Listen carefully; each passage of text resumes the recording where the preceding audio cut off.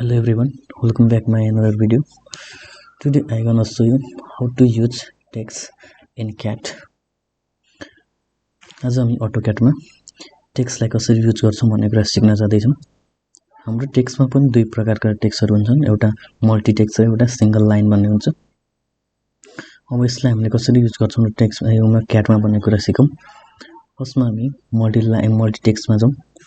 Multi टेक्स्टमा गएर यसरी type गरे क्लिक गरे यसरी ल्याउन सक्नुहुन्छ। अब यसलाई एक साइडबाट ड्रा गरे अर्को साइडमा अर्को कर्नरमा ड्रा गरे क्लिक गर्नुस्। अब यो साइडमा हजुरहरुले टाइप गर्नुपर्ने हुन्छ। अब के टाइप गर्न चाहनुहुन्छ?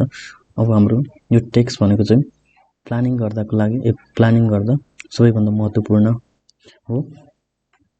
त्यसको लागि हामीले प्लानिङ गर्दाखेरि बेडरुम लेख्न पर्यो, किचन रुम लेख्न पर्यो, डाइनिङ रुम लेख्न पर्यो, यस्ता सबै लेख्न पर्छ। त्यसको लागि हामीले टेक्स्ट युज गर्ने गर्छौं।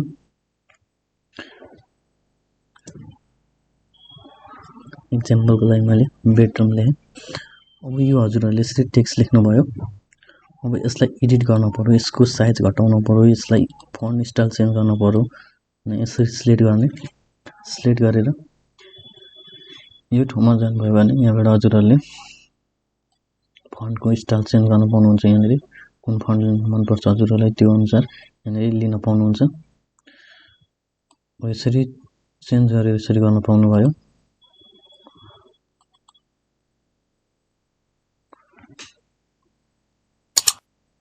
अब यसरी गरेर हजुरहरुले त्यहाँबाट लिन सक्नुहुन्छ। अब राइट क्लिक गर्ने फेरि क्लिक गरौँ। अब यहाँबाट फन्ट चेन्ज गर्न पाउनु भयो। अब यहाँ गएर टेक्स्टको हाइट कति राख्ने हो त्यो राख्न सक्नुहुन्छ। अहिले 10 इन्च छ, नर्मल हामीले 8 इन्च 10 इन्च युज गर्छौं। अब यहाँबाट बढी पनि राख्न सक्नुहुन्छ, 1 फिट पनि राख्न सक्नुहुन्छ। त्यो हजुरहरुको ड्रइङको आधारमा गर्न सक्नुहुन्छ।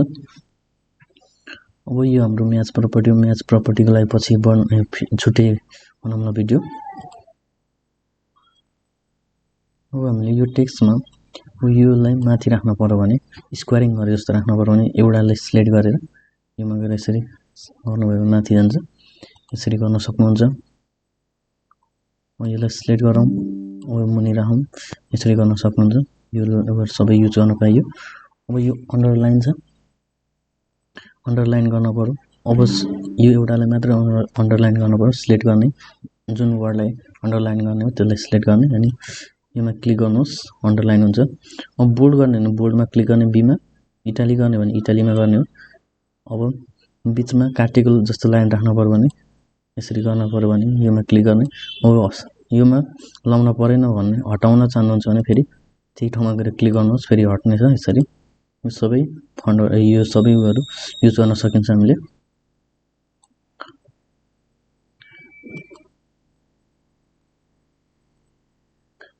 यो पनि यसरी गरेर युज गर्न सक्नुहुन्छ।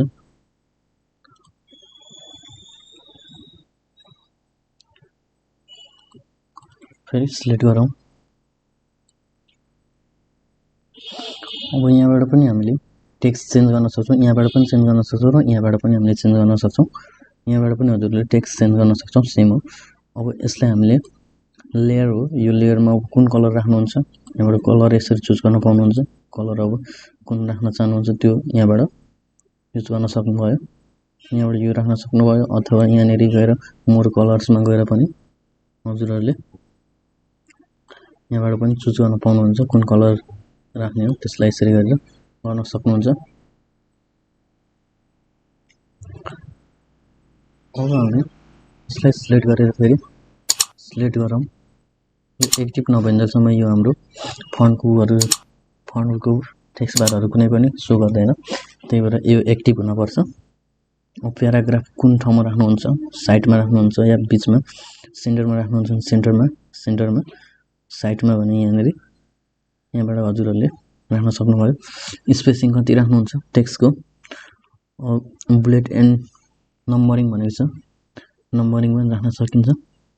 स्पेसिङ लाइन कति राख्नुहुन्छ त्यो पनि राख्न सक्यो।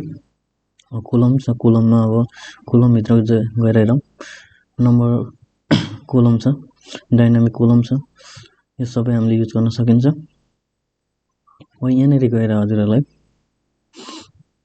डायाबारहरु राख्न पर्यो प्लस माइनस राख्न पर्यो भने अब यो सिम्बलमा गएर चुज गर्न पाउनुहुन्छ। त्यसको लागि एउटा यहाँनिर अब योलाई हामीले डायमिटर बनाउनु पर्यो भने यसरी सिलेक्ट गर्ने। अब यहाँ डायमिटर बनाउने भने डायमिटर यसरी चेन्ज गर्न पाउनुहुन्छ। सिलेक्ट गर्नुपर्ने हुन्छ यो अब्जेक्टलाई सिलेक्ट गर्ने। अब यहाँबाट हजुरहरूलाई जुन चाहिएको छ त्यहाँबाट लिन सक्नुहुन्छ।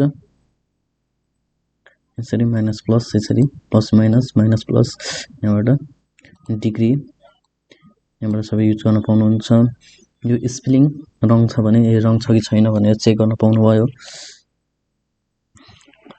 मल्टिटेक्स्ट यसरी युज गर्न सकिन्छ। मल्टिटेक्स्ट अर्को तरिका भनेको एम्प्टी इन्टर गर्नुभयो भने मल्टिटेक्स्ट एक्टिभ हुन्छ।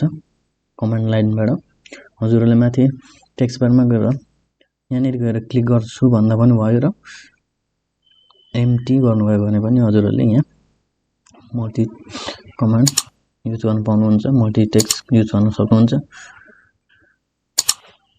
अब हजुरहरूले टेक्स्टलाई सिलेक्ट नगरिकन यसरी नगरिकन म कमान्ड लाइनबाट एडिट गर्छु टेक्स्ट भन्नुभयो भने पनि हुन्छ। म यसलाई एडिट गर्नको लागि इडी इन्टर सिलेक्ट अब्जेक्ट गर्ने। अब यहाँनिर हजुरहरूले टेक्स्टलाई एडिट गर्न सक्नुहुन्छ।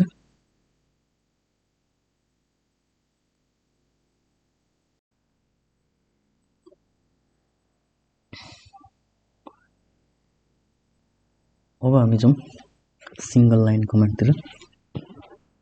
सिंगल लाइन कसरी युज गरिन्छ?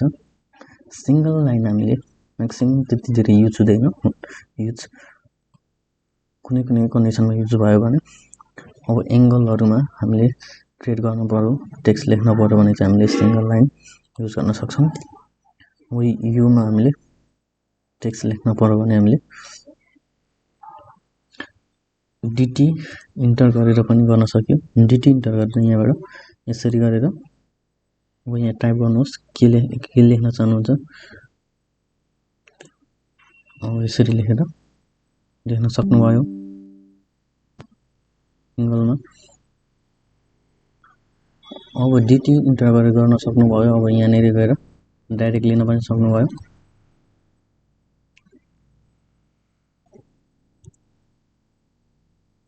यहाँ क्लिक गर्नुपर्ने हुन्छ। यसरी गरेर लेख्न सक्नुभयो। अब यो लाइनलाई हामीले एडिट गर्न सकिदैन। त्यही भएर हामीले एडिट गरेर पनि एडिट गरेर टेक्स्ट एडिट गर्न सकिन्छ। र हामीले यो त्यति धेरै युज गरिदैन। हामीले म्याक्सिमम युज गर्ने भनेको मल्टी टेक्स्ट हो।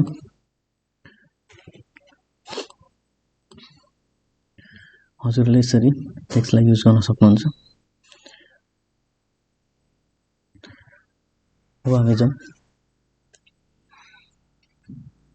एरेतिर। एरेलाई हामीले कसरी युज गर्छौं भन्ने कुरा आज हेरौं।